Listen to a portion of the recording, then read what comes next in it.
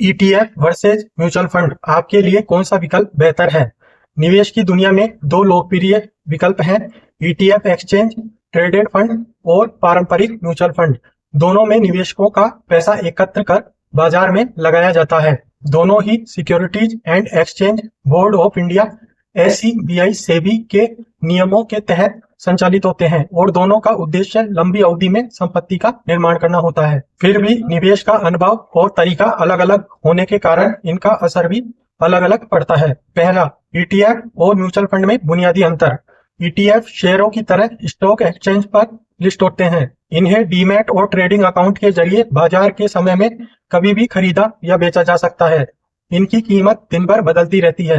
वहीं mutual fund सीधे fund house या डिस्ट्रीब्यूटर के माध्यम से खरीदे जाते हैं। इनमें दिन के अंत का NAV नेट एसेट वैल्यू लागू होता है। आमतौर पर दोपहर 3 बजे तक का कट ऑफ टाइम होता है। उसके बाद अगला कारोबारी दिन गिना जाता है। यह अंतर छोटा दिख सकता है लेकिन व्यवहार पर गहरा प्रभाव डालता है। ETF लचीलापन देते हैं, वहीं म्यूचुअल फंड अनुशासन देते हैं। दूसरा, पैसिव बनाम एक्टिव रणनीति। अधिकांश ETF किसी इंडेक्स को ट्रैक करते हैं, जैसे निफ्टी 50। वे उसी अनुपात में शेयर रखते हैं जैसा इंडेक्स में होता है। इसे पैसिव निवेश कहा जाता है। दूसरी ओर एक्टिव म्यूचुअल फंड में फंड मैनेजर बाजार का विश्लेषण करके शेयर को चुनते हैं। यहाँ रिटर्न उनकी रणनीति और अनुभव पर निर्भर करता है। इसे एक्टिव मैनेजमेंट कहते हैं। रिपोर्ट्स बताती है कि बड़े कैप श्रेणी में कई एक्टिव फंड लंबे समय में अपने बेंचमार्क से पीछे रह जाते हैं। ऐसे में कम लागत वाले ETF बेहतर विकल्प साबित हो सकते हैं। हालांकि मिड और स्मॉल कैप में कुशल मैनेजर अतिरिक्त रिटर्न दे सकते हैं, लेकिन इसकी गारंटी नहीं होती। तीसरा, SIP की ताकत। भारत में SIP सिस्टमेटिक इन्वेस्टमेंट प्लान बेहद लोकप्रिय है। इसमें हर महीने तय राशि स्वतः निवेश हो जाती है, जिससे अनुशासन बना रहता है और बाजार टाइम करने की जरूरत नहीं पड़ती। म्यूचुअल फंड में SIP, STP और लक्ष्य आधारित योजनाएं आसानी से उपलब्ध हैं।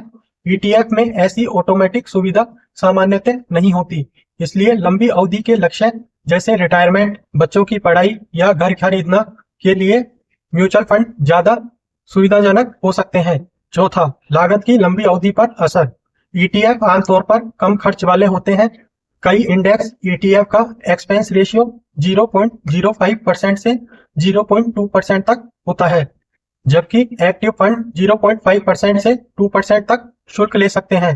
पहली नजर में अंतर छोटा लगता है, लेकिन 15 से 20 साल में यही फीस आपके अंतिम फंड वैल्यू पर बड़ा असर डाल सकती है। हालांकि ETF में ब्रोकरेज और बिड और स्प्रेड जैसी अतिरिक्त लागत भी जुड़ सकती है, खासकर कम लिक्विड ETF में। पांचवा, ट्रैकिंग एरर क्या है? ETF किसी इंडेक्स को कॉपी करते हैं लेकिन बिल्कुल समान रिटर्न नहीं दे पाते।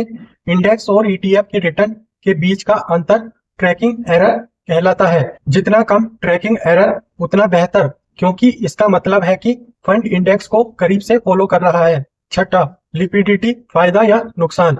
ETF को बाजार समय में तुरंत खरीदा या बेचा जा सकता है।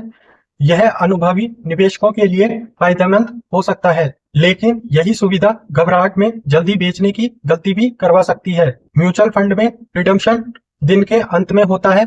यह छोटी सी देरी कई बार निवेशकों को भावनात्मक निर्णय लेने से बचा सकती है। सातवां, टैक्स नियम। इक्विटी ETF और इक्विटी म्यूचुअल फंड पर टैक्स नियम लगभग समान होते हैं।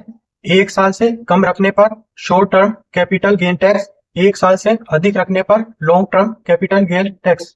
हालांकि ETF में ब्रोकरेज और STT जैसी अतिरिक्त लागतें जुड़ सकती है। आठवां, जोखिम कहां से आता है? जोखिम ETF या म्यूचुअल फंड से नहीं, बल्कि इस बात से आता है कि पैसा किस एसेट क्लास में लगाया गया है। स्मॉल कैप ETF भी जोखिम भरा हो सकता है।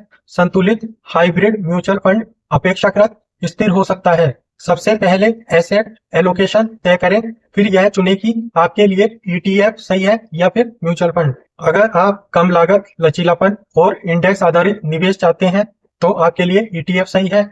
अगर आप अनुशासन, ऑटोमेटिक SIP और लक्ष्य आधारित निवेश चाहते हैं तो आपके लिए म्यूचुअल फंड सही रहेगा। सही विकल्प वही है जो आपकी निवेश शैली, जोखिम क्षमता और वित्तीय लक्ष्यों से मेल खाता हो। अगर आपको यह जानकारी पसंद आई हो तो वीडियो को लाइक करें, वीडियो को शेयर करें और चैनल को सब्सक्राइब जरूर करें। मिलते हैं नेक्स्ट वीडियो में।